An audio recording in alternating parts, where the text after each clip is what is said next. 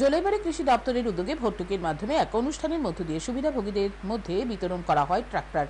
এই উন্নত মানের ট্রাক্টর দিয়ে কৃষি জমি চাষের পাশাপাশি কৃষকরা তাদের কৃষি জমিতে উৎপাদিত কৃষিজ ফসল পরিবহন করতে পারবে।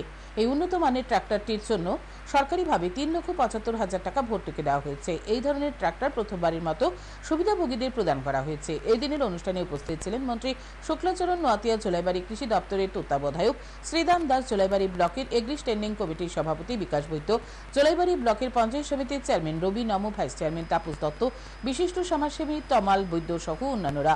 মন্ত্রী শুক্লাচরণ নোয়াতিয়া এদিন নিজ হাতে উন্নত মানের ট্রাক্টরের দাবি ও কাগজপত্র সুবিধাভোগীদের হাতে তুলে দেন। মন্ত্রী খোদ এই দিন উন্নত মানের ট্রাক্টরটি চালিয়ে দেখেন। পরে মন্ত্রী শুক্লাচরণ নোয়াতিয়া সংবাদ মাধ্যমের মুখোমুখি হয়ে জানান, রাজ্য সরকার বিভিন্নভাবে কৃষকদের সাহায্য করার প্রয়াস চালিয়ে যাচ্ছে। তারই অঙ্গ হিসেবে এই দিন একজন সুবিধাভোগীর হাতে উন্নত মানের ট্রাক্টর তুলে দেওয়া হয়েছে।